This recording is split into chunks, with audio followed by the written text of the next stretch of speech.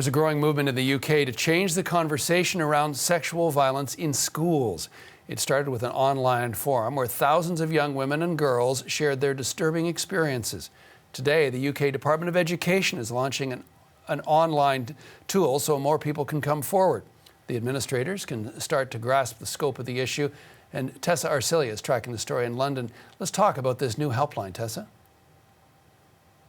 Yes, John. Well, it is a dedicated helpline for victims of sexual harassment or abuse in the education setting. Now, that is key because there are situations and dynamics that are very specific to the school setting, and a lot of the victims would be younger in this case. Now, this is a helpline run by the National Society for the Prevention of Cruelty to Children, or the NSPCC. So basically what they want to do is be able to provide appropriate support and advice to people who call. For example, how do you file a criminal complaint? For example, how do you make sure that what you tell the police would be something that would be used for your complaint moving forward, and to do it correctly? So these are the kind of help that they want to provide through that helpline. And as you say, it started with this online platform, started by now a 22-year-old. Her name is Soma Sarah. She shared her experience on social media, and she said that, you know, thousands of stories eventually ended up on that website, some counting to around 11,000. And a lot of the victims are quite young. One of the youngest that's just 9 years old.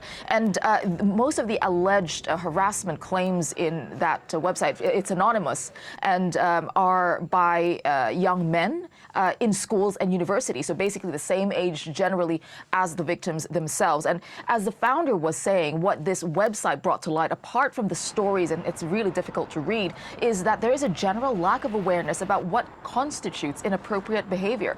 Take a listen to what she says. We've had a lot of boys reach out to us saying that, you know, reading the stories has completely changed and altered their perspectives on these problems and made them reflect upon past behaviours. And it's not just boys, it's girls too. I think everyone in society is in some form complicit, and I know that might be hard to sort of swallow, but, you know, it's things like victim blaming, things like brushing off, you know, a friend that you know is abusive just because he's been nice to you.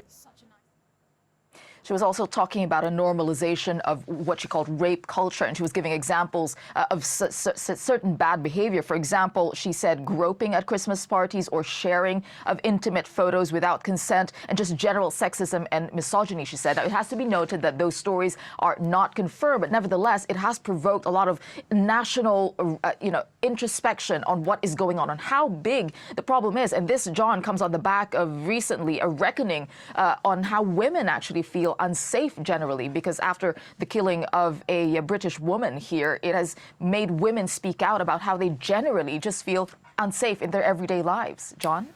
So, Tessa, many people coming forward, as you were saying, likely many more in the coming days. So what sort of action is associated with this moving forward?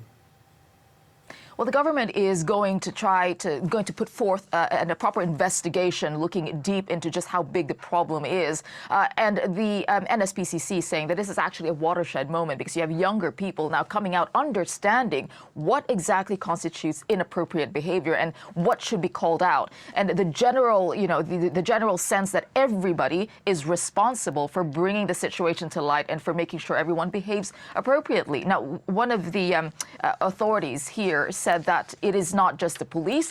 The responsibility goes all the way to people in schools as well. Take a listen. Headmasters, head teachers, governors have a responsibility to review their safeguarding arrangements, to look at the culture that exists within the school setting, and to make sure that actually, as Soma has said, that it's called out. And if misogyny is called out, if sexual harassment is called out and dealt with, then actually we could start to make some roads into this. And look, John, it's one thing to have a helpline to get people to actually complain and tell their stories. It's another thing to see prosecutions and perpetrators brought to justice. And, it's only recently that the UK's domestic abuse bill was updated. So, all eyes are looking at this to see if there's concrete action. Thanks for this, Tessa. Tessa Arcilia, live in London.